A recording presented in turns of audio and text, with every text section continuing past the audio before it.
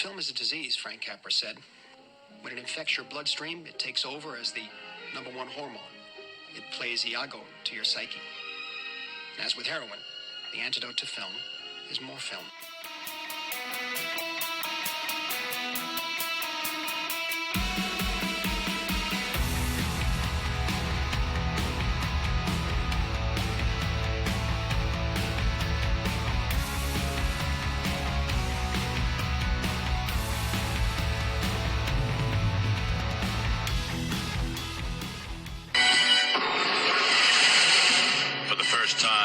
Network television, the one that surpasses them all.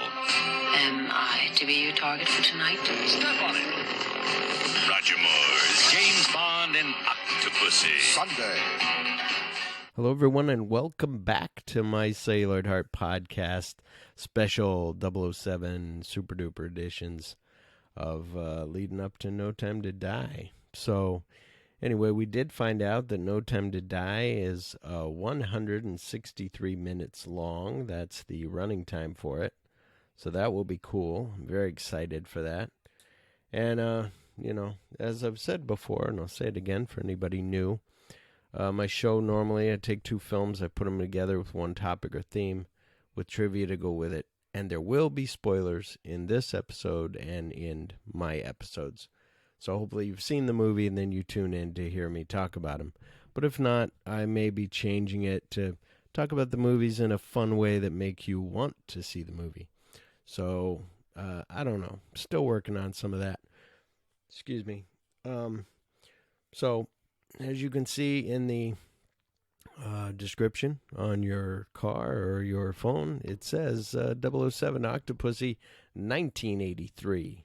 Is the episode today. Some corrections from this last show are, I don't really have any. There wasn't really any. You know, Joe and I had heard from one of the listeners that Joe and I had mentioned, we couldn't think of the guy's name, but Joe had told me that the guy was in Star Wars. A lot of these people in these English movies are from Star Wars.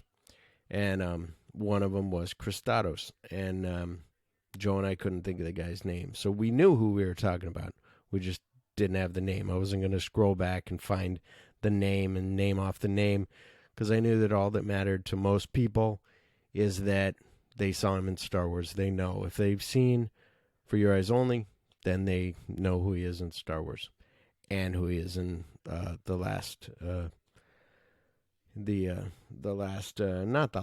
Indiana Jones movies, but The Last Crusade. So if there's any corrections you want to tell me about or you want to be on my show or whatever, write me questions or comments to mycellularheart@gmail.com, or you can still, nobody has called this number that I give out, 602-688-2403, and that is to leave a text. You could leave a voice message. My message may sound garbled because I did it through a Bluetooth. I'm going to redo it probably better. But anyway, that's what is up there. So, and as we started out, as you just heard, because I didn't comment on it yet, but I want to, is that was a commercial for Octopussy that was coming on TV, like ABC TV. Like, remember that guy's voice? Like, coming soon, so cool. Anyway. So that was awesome. I couldn't find any radio spots, but I found that. And I said, screw it. It's TV. It's not really a whatever. I'm going to put it. So I put it. Some things that I've watched at home or in the theaters are Who's Harry Crumb? I was listening to Popcorn Promises podcast with Jason Bromley. And him and his sister did a whole thing on movies that were played on cable in like the 80s. Maybe the early 90s, and Who's Harry Crumb was one of them. One was Space Camp, and I've never seen Space Camp, so I've been meaning, I think I'm going to get a hold of that and watch it. I know everybody just fell out of their chairs. You've never seen Space Camp? No, I haven't. Who's Harry Crumb is fun. We bought it on Blu-ray. It was real cheap. It was like $6 or something. And it's fun. It was fun. It wasn't funny, hysterical, but it had some fun stuff. John Candy's always good. He's like a private detective who just kind of dumbly falls into these things, but he also knows certain things. So he's good at his job, but not good at being a people person or holding somebody's treasured pterodactyl egg that's worth a lot of money. But anyway, that's neither here nor there. Jeffrey Jones is in it, and Annie Potts is in it. And I was kind of surprised Annie Potts was wearing a see-through bra. And I was like, oh, I thought Annie Potts was kind of buttoned up and, all this stuff. But she's good in it, too. Her character, I've always liked Annie Potts, designing women. Ghostbusters, of course. This movie. There was something else she's in that I really like her in. But I like her in this. And the girl from Saw is in this. I was like, she's playing the guy's daughter. And I was like, who is it? It's an older guy from War Games, the old man who was a general. And he was later on in The Ranch. And I was like, who is this girl? That looks familiar. And my wife's like, yeah, I know what you mean. And we're trying to place it. And finally I'm like, fuck, I got to look it up. And my wife is like, oh, she was in Arrested Development, Anger Management, the TV show. And I was like, oh, she played Charlie Sheen's ex-wife in that. And I was like, oh, yeah, that's right. And then when I go, I know who she is now. She's a girl from Saw. And then I look her up and I find her from Saw. And I'm like, yeah, that's who she was. And she's in a lot of stuff.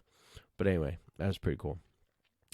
Then recently, then I saw Octopussy, of course, from 1983. And I'm trying to do these shows. I'm going to get to something else that I've been watching. I didn't write the dates down, but I watched Vacation from 1980. My wife was watching it the other day. I walked in, so I saw half of it. I was doing my notes. She said, come in here and hang out with me. I said, okay. So I went in there. She's watching Vacation, and it was pretty much the whole thing, 3/4 of it, because they went to the cousin's house. And I see this cousin, Cousin Vicky. And I'm like, she looks familiar, this blonde girl. And I'm like, is that Jane Krakowski? I'm like, I think it is. And my wife's like, who? I go, the girl from Unbreakable Kimmy Schmidt. And she's like, oh, yeah, it might be. And I look it up, and sure as shit, it is her. And I'm like, holy shit. Then, what I did forget to say, we went to the movie theater and saw The Invisible Man. And it was really good. They put a whole thing on it. It's not a serum that makes a guy invisible, because that'd be kind of silly now. So it's a suit. It's very cool. Very neat. I really enjoyed it. And it was really good. I was hoping it wouldn't be bad, and it wasn't bad. It was good. But anyway, while we're watching that, my wife's like, who's that black guy? I like him. He's a good actor. I go, I like that guy too. He plays her cop buddy. And so I'm like, oh, man. So I'm looking through it, trying to find what he's been in that we know. And I find some things. I'm like, oh, this and that. I go all the way to the beginning of this guy's credits. And the first thing he was in was Die Hard 3. He's one of the little boys outside of the pawn shop that Samuel L. Jackson owns when Bruce Willis is walking around with that sandwich board on. And the kid, walks up to him. And I'm like, holy shit. His name's Reggie. I'm like, holy shit, that's Reggie. So that was cool to kind of find that out. This guy grew up and he's still acting. And he's in The Invisible Man. That's awesome.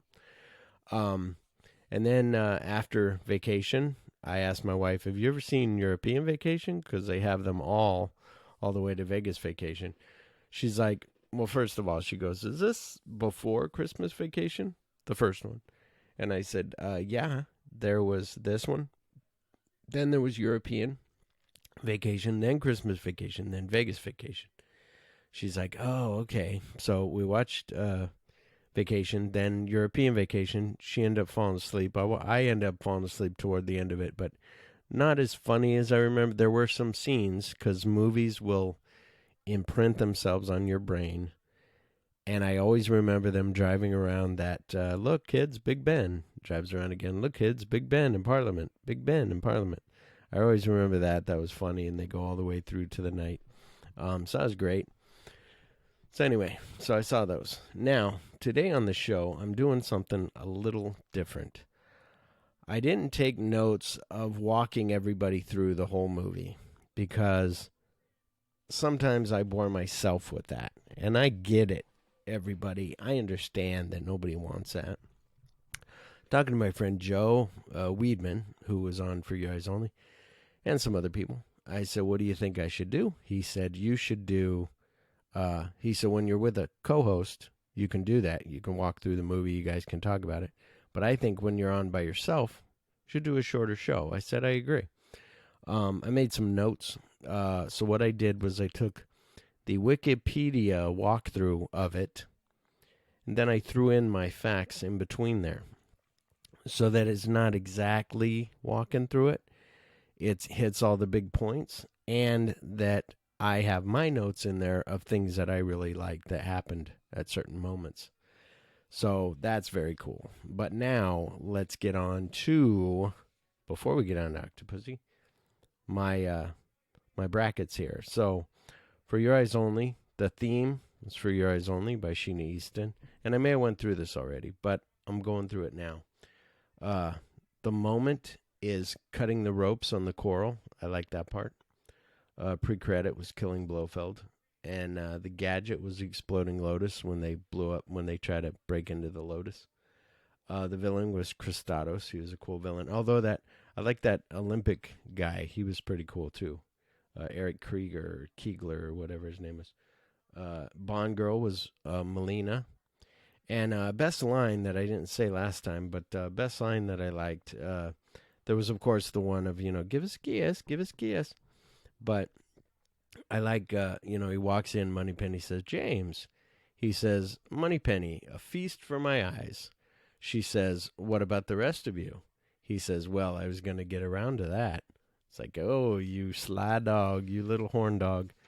Anyway, so now we are on to the 13th James Bond movie. Trust me, everybody. I know. In a way, I'm like hoping this is over, but also I love that it's not over yet because I'm getting to experience these. So cool. Anyway, Octopussy, 1983. The plot. A fake Fabergé egg and a fellow agent's death leads James Bond to uncover an international jewel smuggling operation headed by the mysterious Octopussy being used to disguise a nuclear attack on NATO forces. Stars Roger Moore as James Bond. And what's interesting is, so after For Your Eyes Only, Roger Moore was like, no, I'm done. They said, why don't you do film-to-film basis, like we'll pay you as we go instead of, He was like, okay. So I don't know, sometimes they do these screen tests with other people because they want to try to make the other guy go, oh shit, they found my replacement. I'll go ahead and I'll settle for an easier amount. But they had considered James Brolin. They had him come in. He read with Maud Adams. And they always do, when they do these James Bond movies, they do the scene from Russia with Love, where she says, I think my mouth is too big. And he goes, I think it's just right for me, meaning he's got a small penis. Or big penis, I guess, if she said her mouth is big. But maybe her mouth's not big and he's got a small penis. Anyway, we all know how problematic James Bond can be. So James Bond, they were going to make James Bond an American. They have screen footage. You can look at the test footage of this. There's one of him fighting, and then there's one of him doing that scene that I said with Maud Adams. And he could be pretty good. I mean, and as you saw in Pee-wee's Big Adventure, he kind of plays a James Bond type. So it was pretty cool. So he was close to getting it. He had already bought a house or rented a villa or whatever, and then Roger Moore signed on again. It was like, nope. And then Maud Adams as Octopussy, and this is the second Bond movie to feature Maud Adams. Producers were reluctant to feature her again because her previous character was killed in The Man with the Golden Gun. She was shot. That was really cool. Like, she just standing there. She looks like a mannequin. It was really good acting. She also returned back in A View to a Kill. But this Maud Adams is the only actress that portrays a Bond girl that can be seen in 3 movies. But she doesn't play a Bond girl in A View to a Kill. She's just like an extra, like a little shot of her. Christina Wayborn as Magda. Louis Jordan as Kamal Khan. Jordan, I guess if you want to say it. That's how we're supposed to say it. That's how they said it in the making of. Kabir Bedi as Gobinda. Steven Berkoff as General Orlov. He's the bad guy in Beverly Hills Cop and Rambo First Blood Part 2, in case you're like, that guy kind of looks familiar. But you won't even say that because he's got that little bump on the middle of his head. And you go, what is that? Like, I would get that, like, surgically maybe flattened. But then again, then maybe I wouldn't know him. But I know him because of that. Anyway, Vijay Amritraj as Robert Brown. No, sorry. I didn't even write his as Vijay. So Vijay used his real name. He's an Indian actor, Vijay Amritraj. He was actually a tennis player, and he was working on becoming an actor. So he was in this movie as Vijay. You know him when you see him. You're like, oh, yeah, that guy. Robert Brown as M. So this is first movie to feature Robert Brown as M. It is unknown as to whether Brown is supposed to be playing the same character as Bernard Lee, Miles Messervy, or a different one, possibly a promoted Admiral Hargraves from The Spy Who Loved Me, as the films did not establish until Goldeneye that M is a title, something which Ian Fleming left ambiguous in the novels. So in the Spy Who Loved Me, it's kind of like, oh, this guy's the Admiral, and then it's like, oh, okay, I can see him being promoted as an M, so I'm going to go with that. That's the fan theory. Lois Maxwell is Moneypenny, and Desmond Llewellyn is motherfucking Q. Yeah, bitch. Written by George MacDonald Fraser, Richard Maybaum, and Michael G. Wilson from an uncredited story by Ian Fleming. So it was just a small story. The title of the film, here we go, I guess. I'm sorry. Title of the film comes from a short story in which Bond is assigned by the British Secret Service to apprehend an octopus-loving British officer who is implicated in a murder relating to an illegally obtained cache of Nazi gold. Bond gives the officer the option of committing suicide. The film makes direct reference to this event in the story by revealing that Octopussy's father was a villain of the short story, which I really like how they tied that together.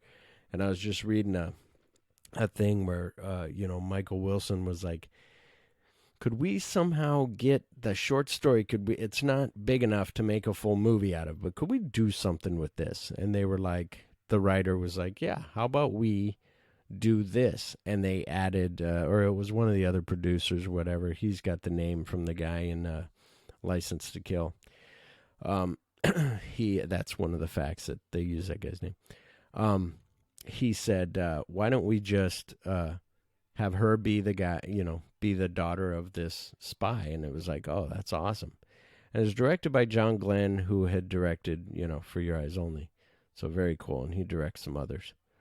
The pre-title sequence was originally to take place in Moonraker, along with the concept of twin knife-throwing assassins over the Angel Falls. But this was shelved after the riverbed dried up.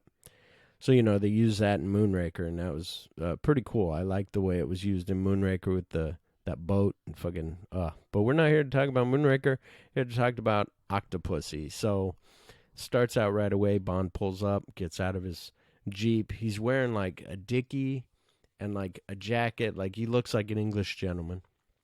Like a little golf hat kind of thing. And then he gets out and he takes the jacket off, takes the hat off, takes the dickie off. Turns the jacket inside out, puts that on, it's an army jacket. Takes the hat off, turns that inside out, it's an army hat, like military hat. It's like, holy shit, now he's in full military uniform. Throws the dickie away, it's just a piece of cloth that was hanging there. And what's cool is he's given an ID. A woman shows up, she gives him like, here's your mustache, puts a mustache on him. And he reads the name, and the name is like Louis, he's like Louis Toro, and he's like, oh, it sounds like a bunch of bull to me. Toro, get it?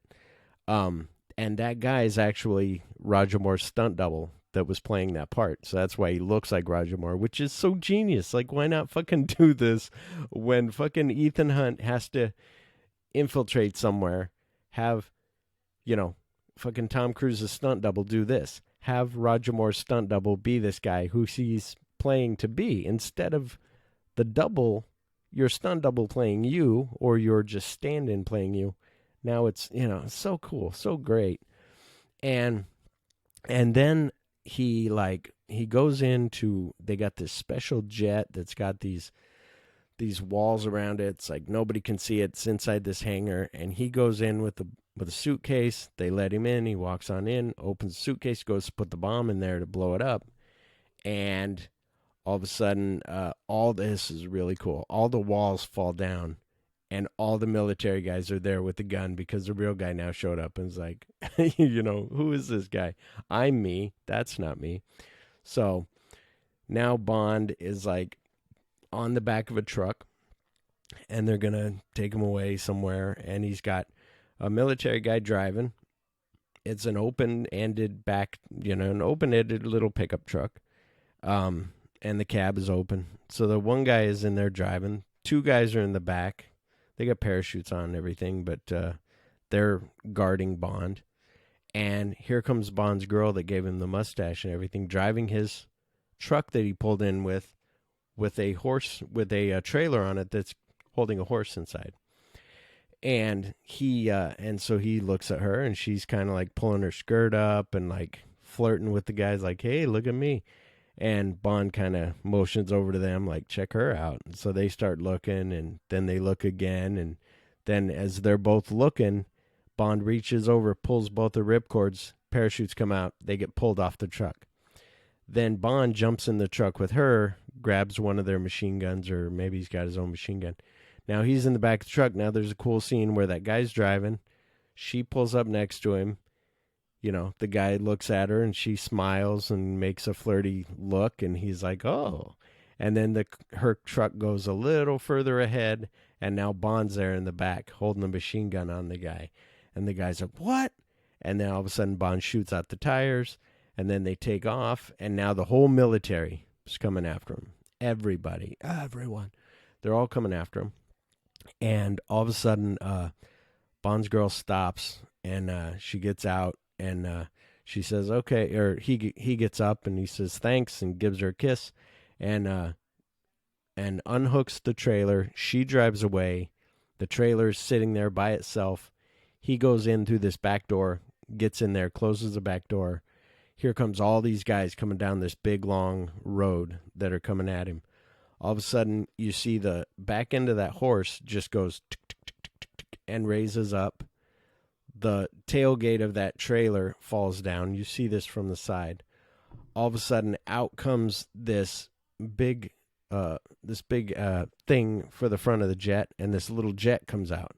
And the jet's called like Acrostar Jet is what this thing was called, and had this guy flying it. It's a little one-man jet. It's the coolest fucking thing. When I was a kid, I was fucking 12 years old, and I'm watching this movie, and there's several things that are going through me with this thing. So I'm watching this movie, and I'm like, wow, this is the last James Bond movie that I'm ever going to see. Like, Roger Moore's quitting is what I've heard. I think I was still into the news back then of like Roger Moore's ending his James Bond stuff. And I'm like, oh my God, like this is it. Like it's done.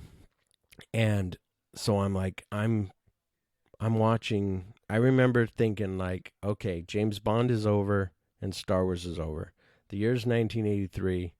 Return of the Jedi. This is the last Star Wars movie I'll ever get. And it's over. And how sad, but how cool. Awesome. Thank you. Whatever. Now I'm watching this and I'm going, oh man, how, I don't know what came out first, but I'm like, man, this is over too. So, and then, of course, heard Sean Connery's doing another Arrival movie, and I didn't know all of this Kevin McClory stuff. I didn't know all that because I'm 12. I don't give a shit. So I'm just like, well, man. So when I saw this jet come out, I was like, holy shit, that's a fake fucking horse's ass. That's so awesome. And he comes out and he's in this baby jet. And I'm like, oh my God, that's so cool. And he just floors it. And they all like move out of the way and they crash all A-Team style. And they all flip over and everybody's okay.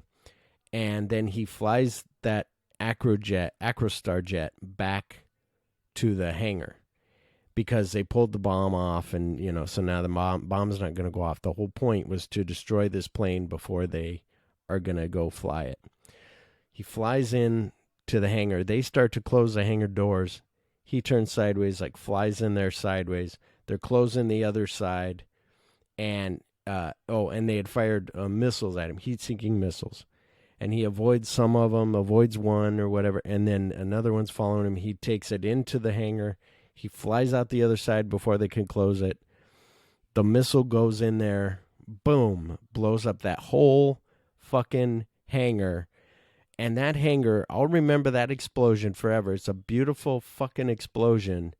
Forgive me for cursing, but it's a beautiful explosion. And here's what I just found out the other day. Like, I was thinking about this before recording the show, because I forget. I watch all these making ofs when I first got these James Bond movies, but then I forget.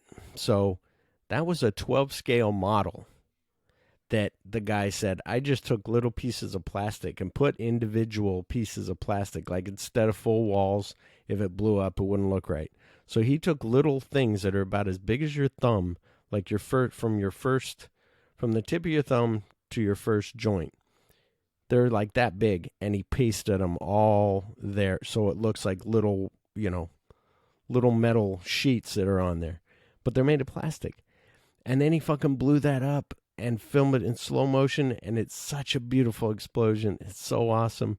Everybody go watch that right now. Look at YouTube while you're listening to this. If you're Joe Merle, if you're driving, don't look at YouTube. But anybody else, pull over, or when you get a chance, check YouTube.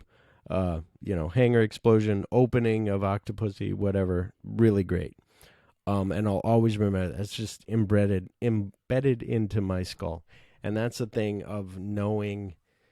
It's the thing of loving movies. It's my celluloid heart. It's in my heart. It's in my head. I just remember it. I know it. And then Bond, like, that blows up. Now Bond lands because he's out of gas. He lands and he pulls into a gas station, and he tells the guy, "Fill her up, please. Fill her up, sir," or "my good man," or whatever. And then the song starts, and it's "All Time High" by Rita Coolidge. And when I was with Joe, I might have said that the Octopussy song sucked, and Joe corrected me that it doesn't, because it doesn't. It's really good. And speaking of, I didn't put that in yet, so let me put that in right here, and then we'll jump back in to the movie, yo.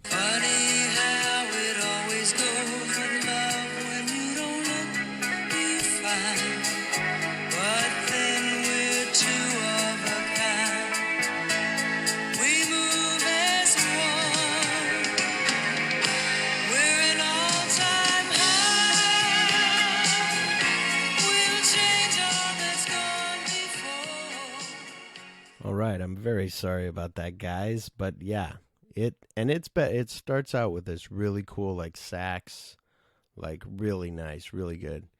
So, but is it the top of the Roger Moore? No. Is it the top of any of these? No. But anyway, let's get to it, because I didn't realize 25 minutes in and we just barely got done with the pre-credit sequence.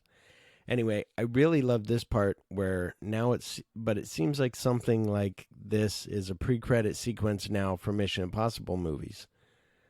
And now I heard on those movie guys that, Dan and Cody, they were saying that they were trying to figure out, is Ethan Hunt better than James Bond?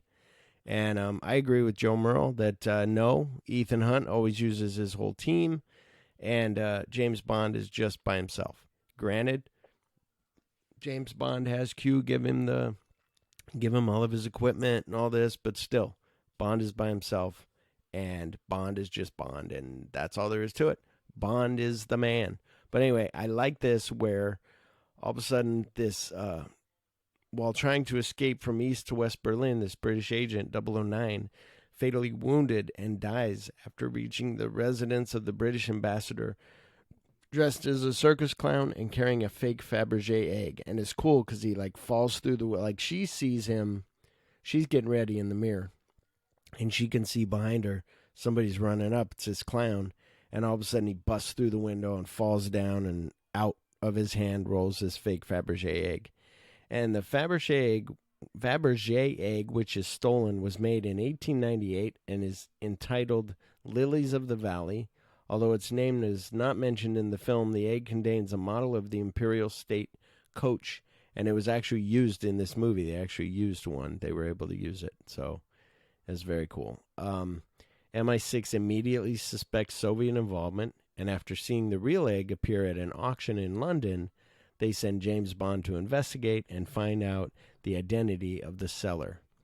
At the auction, Bond is able to swap the real egg with the fake and engages in a bidding war with exiled Afghan prince Kamal Khan, forcing Khan to pay £500,000 for the fake egg. Bond follows Khan back to his palace in Rajasthan, India, where Bond defeats Khan in a game of backgammon. Now, what was funny about that was if you're at an auction like that and you ask to see whatever it is, I don't think you're allowed to touch it if they do bring it to you. But Bond has his book and he takes the Fabergé egg and he brings it down to his lap underneath the magazine that he's holding. Then he brings it up to the front of his magazine, between him and the magazine. He looks at it. Okay, puts it back. That's when he did the switch, when he was bringing it under the thing. And I'm like, but I'm not picking. It was just funny where at least make it a little cooler, a little better. I mean, that was still cool. It was sleight of hand and whatever. Anyway, it was fun. That's all. It was just fun. And then he follows him to India. And like I said, he defeats him in a game of backgammon. So he's doing really good against this other guy. And he's losing money, this Kamal Khan is. And Bond's watching. And he sees how Kamal Khan switches some dice, puts them in a little shaker, like Yahtzee. Puts them in a little thing to throw the dice out for backgammon. That's what you do. I used to play backgammon back in the day, and I liked it. But anyway, and they're loaded dice. And so then Bond sits down and says, I'll take over for this guy. I'll play you. Khan's like, okay, whatever. Go ahead. I'm going to win. Motherfucker, try it. And then it gets to Bond's turn to roll. And he has to roll double sixes or he loses. And Bond's like, well, it's a kind of dealer's choice. So player's choice. So I'm going to use your dice. And he takes his thing of dice, empties out, puts it in his little thing, shakes it up, throws it out without even looking. He knows the fucking double sixes. He's just looking at Kamal Khan. So fucking cool. And it's like, okay, you win. And then all of a sudden that guy's like, kill that fucking guy. Kamal Khan's like, get that guy. So, because he's seen him at the auction and he knows that something's up. So Bond escapes with his contact, Vijay, V-I-J-A-Y, in case you're wondering, foiling the attempts of Khan's bodyguard Gobinda to kill the pair. So I like Bond's riding in the back facing backwards, and the other guy's riding in the, they're those little taxi cabs they have in India. And at least they did. I don't know what they do now, but so VJ's in the front driving the little motorcycle part, and all of a sudden Bond's like, we have company. And VJ says, good, this is a company car. And you're like, fucking yes. And then he fucking floors it, and it does this wheelie, even though it's kind of silly, but it's that's a company car. It's not a regular taxi cab that we're just borrowing that you thought it was. This is one that is given by, Q branch. So it's sweet. It doesn't have bombs on it or anything, but it's souped up. So it's pretty cool. And then a fact in here is there's a part where if you're watching, guy pulls out a sword and they're kind of fighting against Bond. They're trying to hit him. And this bicyclist rides right between the two little taxi cab type things that are, one's trying to hit Bond. Bond's in one. The guys are in the other. This bicyclist rides right between them, and they kind of part and they come back together and they keep fighting.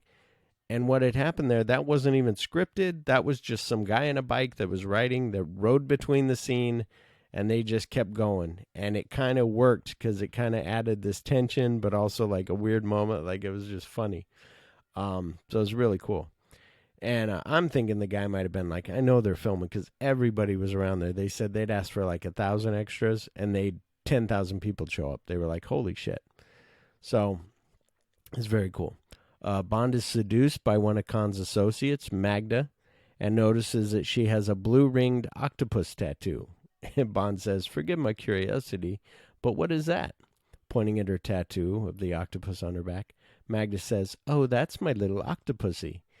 So kind of funny, kind of silly. That's going to be my quote for this episode for Octopussy. That's my favorite quote. It's pretty funny. Bond permits Magna to steal the real Fabergé egg, fitted with a listening and tracking device by Q, while Gobinda captures and takes Bond to Khan's palace. But now first, when he allows her to take it, Christina Wayborn actually really did the stunt of like unraveling her dress and like landing on the ground. Like she's wearing this sari and it's all wrapped around her body. And then she's like, well, gee, how could I ever thank you? And he goes, actions speak louder than words. And then she just like falls. She ties her thing to the balcony and then she just flips backwards, unravels all the way to the ground, and then just gets in the truck and gets in the car and leaves with Khan. And you're like, oh my God. So, you know, they were asking her, are you sure you're going to do this? You ready? She's like, yeah, I'm ready. Let's do this. And she did it. It's awesome. They filmed, you know, one at Pinewood, one at the place, but she actually did it and it was cool. Then Bond escapes from his room and he listens on the bug that's in the Fabergé egg, discovers that Khan is working with Orlov, a Soviet general who is seeking to expand Soviet control into West Central Europe. That's, you know, the bad guy from Beverly Hills Cop. Might get a man checked out and have herpes simplex 10. Khan and his men then hunt Bond down like the most dangerous game. So they're on elephants and they're hunting Bond down, and they got guns and rifles and they got the whole team, and Khan's up on an elephant. Bond's like untying some of the straps and they're falling off their elephants. It's kind of funny and fun. And then Bond even does this. He gets on these on a vine and he swings across on the vine, and they play the Tarzan song, the Tarzan yell, like the Johnny Weissmuller as he's swinging. And it's fun and silly, but still, it's like, come on. And there's a part in the middle of all this where Bond is hiding in the bushes, and this tiger like jumps out of the bushes, and you're like, whoa. And it was like one of those quick things that have been in these Bond movies where I say I usually don't like. I'm like, come on. But this one was interesting. John Glenn saw this stuffed tiger in a palace of one of the royals and was like, hey, can we use that for the scene we're doing? And they go, yeah, sure. So he put it in the bushes, and he was like, we'll just film it really quick, just show it for a second, and it'll scare people. And they did, and it worked. Bond then they're almost at Bond, but he jumps in the water and like makes it over to a tourist boat and climbs on there. You know, it's like a Jungle Cruise type boat. And then they leave. So now he's okay.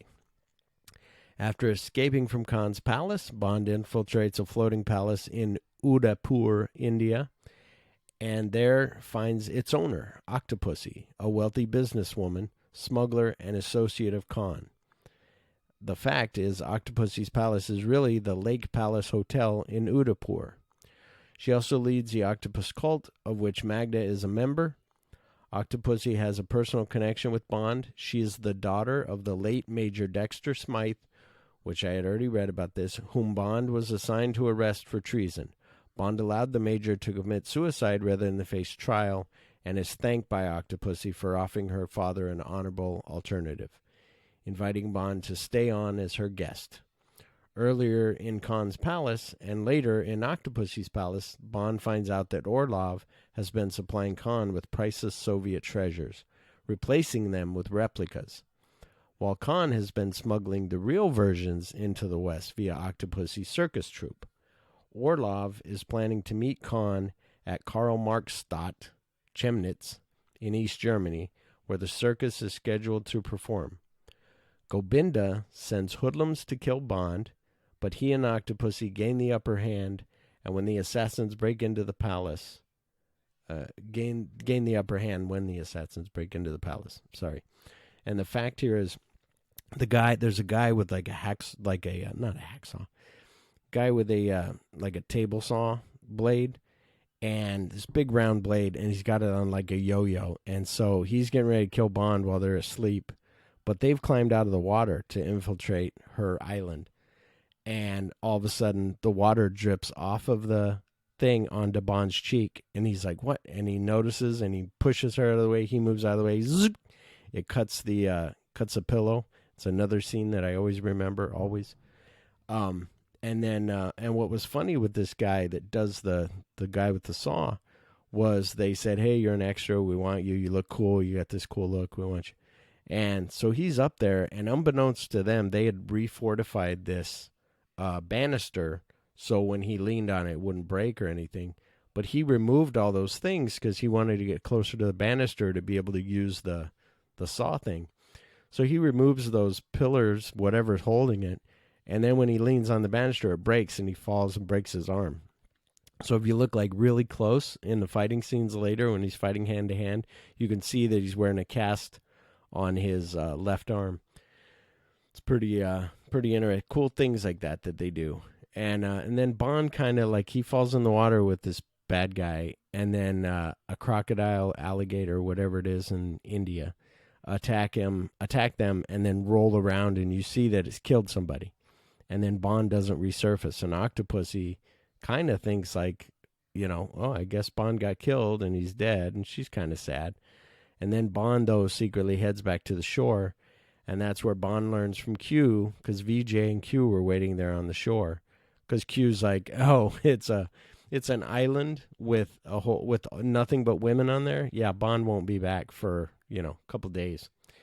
And Bond learns from Q that VJ has been killed by the goons. Like right before they did the infiltration, they found him on the beach, and they killed him.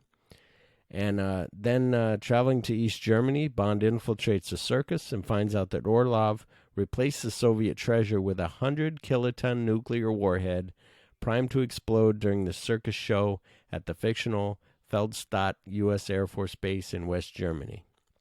The explosion, here's the point of mostly the whole movie, the explosion would trigger Europe into seeking disarmament in the belief that the bomb was a U.S. one that detonated by accident, leaving its borders open to a Soviet invasion. Bond takes Orlov's car, drives it along the train tracks, which is pretty cool, and boards the moving circus train. So it's kind of cool because he steals the car, and he's driving, and the tires get flat. And again, it's that reverse engineering that they do, but the tires get flat. He then turns, sees some train tracks, and he gets on them. And this Mercedes fits exactly on the train tracks.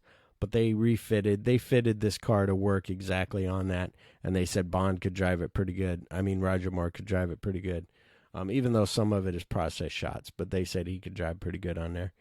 And then that general's like, follow him, follow that car, or whatever.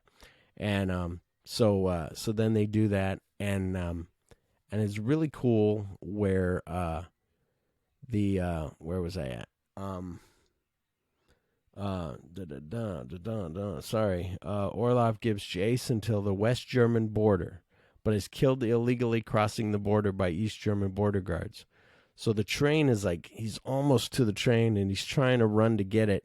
And these guards are there. The East German guards are like, no, stop. And he won't stop because he needs he needs to get there. And they kill him, and he dies. And a fact on there, the stuntman Martin Grace, when Bond was hanging on the side of the train, you see it from it's some really cool train stuff, some really cool plane stuff later, but hanging on the train, and he's trying to get onto the train. Bond's hanging there, and the stuntman Martin Grace, who was doubling for Roger Moore, while hanging on the side of the train, they went to this unchecked area. They were like, we'll just keep filming. But it had these stanchions that were like concrete that they didn't know because they hadn't went and surveyed the area. So all of a sudden, he's thinking that he's avoiding these things, but he misses one. And it fucking hits him on the hip, and you can see it on the making of. It shows the real footage, and it hit him on the side and broke his leg, his rib, and his arm. And then he was in the hospital for months trying to recuperate. And Roger Moore went and saw him all the time, so that was nice. Almost every day, Roger Moore was there, hey, what's up? And I was listening to an MTV, an old video from MTV, where Roger Moore was promoting A View to a Kill. And the woman's like, what do you think about these stunts and the stunt guys? And he's like, they do amazing things, and they make Bond look good. And it's great. So it's cool.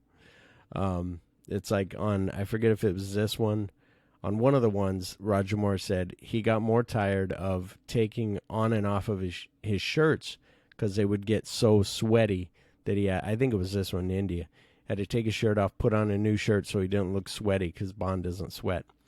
Bond kills the twin knife-throwing assassins, Mishka and Grishka, to avenge the murder of 009, and after falling from the train, commandeers a car to get to the airbase. Now, this stuff on the train, there's a fight on the top of the train, and of course, it's not Skyfall. It's not, nothing like that. These cool fights that they do now. It's a little process. It's a little inside a studio. It's like the first Mission Impossible. But there's a part that I didn't know, but Bond's hanging underneath the train, and this guy is slashing at him. Gobinda's slashing at him with a sword, and the sword had a thing hooked to it where it would spark when it hit metal, and he's trying to hit Bond, and Bond's holding on there, and it looks like they're on train tracks. But they asked one of the production assistants or whatever, they said, "Can you do this?" She said, yeah. She took a picture of train tracks, made a painting or whatever, so it looks like gravel, looks like train tracks, and when it's moving, you can't even tell. And then they got this train, and they just rolled it around in the studio, and Bond and Roger Moore held on. And it's amazing. They re-showed it, and I was like, holy shit. Like, if you don't know that, you don't know that. Like, it looks great. So it was just like, oh my God, so cool. Bond penetrates a base, so he like drives through the thing. The guards are trying to stop him. He busts the gate. Then he hides and disguises himself as a clown, and he evades the police and airbase security. They're like, "Is there a guy in there?" He goes, "I don't know. There might be," and he leaves the trailer. And then he finds Octopussy, but Octopussy is like sitting with an American general, and Bond goes over there, and he's like, because he's trying to get into this thing, and being as he's a clown, the other clowns are thinking he's making fun, and everybody in this circus is like laughing because they think it's funny. Finally, he makes it over to the general. He's like, "General, there's a nuclear bomb. It's going to go off in 90 minutes or 90 seconds." And like, you're wasting your time already. Like, in 90 seconds, I don't know where I'd start, but so he's like, "It's going to go off in 90 seconds. And he pulls the wig off, though, the hat and the wig, and pulls his nose off. People say that that's ridiculous, that Bond would be dressed as a clown. Roger Moore even fought it, was like, "I don't think that I would be dressed as a clown." And John Glenn talked him into it and said, "No, it's good." And I think it's great because, again, it's that disguise. He's being chased by, the police and airbase security, so he has to hide. The other thing is, then he pulls off the wig and pulls off the nose, and he's like, "General, I'm not kidding. Like, we need," and the general's like, "Holy shit." He's like, "I'm with British Secret Service." He's like, "Holy shit, okay." And then she goes with him, Octopussy. She pulls a gun out, shoots the lock off the cannon where the bomb is being held, and then and Bond explains to her that Khan has betrayed her, and showing her one of the treasures. So he like pulls his treasure out of his pocket, and he's like, "Look, he's betraying you. He took all the treasure, and there's a bomb here. You're gonna die as well." And she was gonna smuggle all that for him, but now she was just gonna die. She was expendable. So Octopussy realizes that she has been tricked and assists Bond in deactivating the warhead. So then they deactivate the warhead, and it's kind of a cool thing where it's counting down, and as he pulls it all the way out, then these little levers go click, and they pop out, and it's pretty cool. Bond and Octopussy return separately to India. Bond arrives at Khan's palace, just as Octopussy and her troops have launched an assault on the grounds. Octopussy attempts to kill Khan. Yeah, see, the Wrath of Khan. Attempts to kill Khan, but is captured by Gobinda. While Octopussy's team, led by Magda, overpower Khan's guards, Khan and Gobinda abandon the palace, taking Octopussy as hostage. So they're just like, fuck it, we got what we want, we're going to leave. And there's a really cool part where Bond slides down this banister. So they're inside this house, inside his palace. And there's all this shooting and fighting going on. These girls are doing flips and kicks and all this cool stuff. And all of a sudden, there's this like kind of banister kind of turns a little bit. If you've seen the movie, you know what I'm talking about. and Bond gets on it facing down. He's going to slide down face forward. And so he just straddles the thing, slides down with his machine gun, and the Bond music kicks in dun-dun, dun-dun, dun-dun, as he's sliding around, and there's this big ball at the end, like a big thing where it's gonna hurt him if it hits him, and he shoots at that and blows that up and slides right off onto the ground, and he's fine. And it's just really cool. I remember that's another thing. As a kid, I was like, man, I would slide down banisters like forward, like trying to be James Bond. Like it was awesome. I just really really like it. Very cool. Bond pursues them as they attempt to escape in their plane, clinging to the fuselage and disabling one of the engines. This part is really cool where they show it. These stunt guys, of course, they got, parachutes, these thin parachutes on under their suit coats or under their outfit. But there's a part where it's a shot from far away. It's the whole plane. It's a 2-engine plane. And you see the stunt man, supposed to be, of course, Roger Moore, James Bond, is opening this thing, and he's just pulling out wires out of the motor, and the motor stops. And the plane's flying on one motor, which we know from movies. Planes can fly with one motor, but it's a little more difficult. But that motor, you see that stop in that one shot. It's very cool. And then in the subsequent struggle with Bond, so Gobinda gets out. He's like, go get him, because Khan's in the plane. And Gobinda opens the door, gets out to get on top to try to slash at Bond with a knife. And Bond takes the antenna and hits him with the antenna. And Gobinda falls. And it's a very cool fall and very, very neat.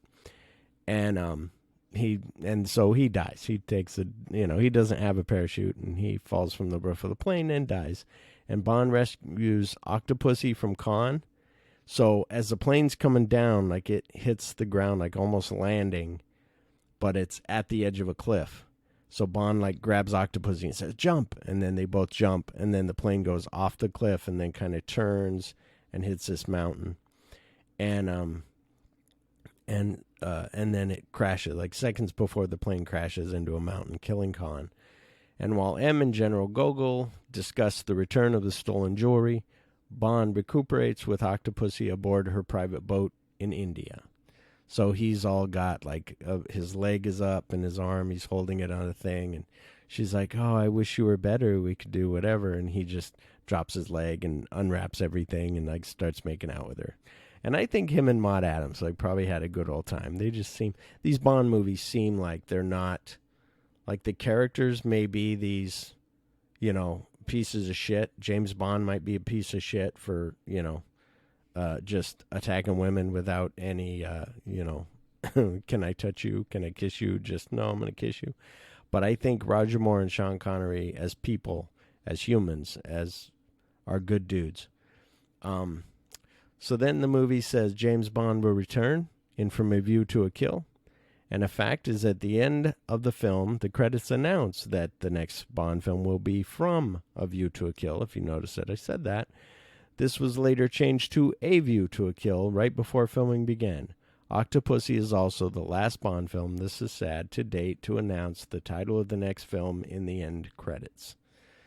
And another fact is, movie critics were beginning to comment on Roger Moore's age, as he was 54 years old at the time of filming, and many felt he was too old to play James Bond. He originally announced that he would retire, but returned one final time in 1985's A View to a Kill. So that's it, everybody. I hope you enjoyed the show. I will tell you now, because this is a solo show, these next 4 are going to be solo shows. Now I will tell you my favorite parts in this movie. So, Octopussy, the theme was, of course, All Time High by Rita Coolidge. The moment, sliding down the banister, if you couldn't tell, with a machine gun, is badass. Pre-credit, the Acrojet sequence, of course, was awesome. The gadget, I guess a video watch. He had a video watch in there. There was a real watch, but it only showed black and white. It wouldn't show color. In the movie, it was color. It's like a Seiko. And a villain is Kamal Khan. The Bond girl was Octopussy, Maude Adams. And the Bond line, like I said, is "Forgive my curiosity." But what is that? Oh, that's my little Octopussy. But also, there's a little line that was kind of fun. It was Kamal Khan when his men says, "I'm sure the general would get a big blast out of this." When they're talking about like the bomb at the circus, and Kamal says, "I know he won't be disappointed because there will be a blast." So anyway, that's that. Next Monday, actually, because I'm late at putting this out, putting it out on Saturday. But on Monday, we're going to do, it'll be A View to a Kill. And then at the end of that one, or maybe at the beginning of Timothy Dalton, I would tell you my favorite of all those, the favorite theme of Roger Moore, favorite Go through the brackets, the winner of the brackets. So that is all. I guess it kind of worked out good. I like this new format that I'm doing. I don't know what you guys will think, but I enjoy it. So there it is. Okay. Thank you. Until next time, me and James Bond will return in A View to a Kill.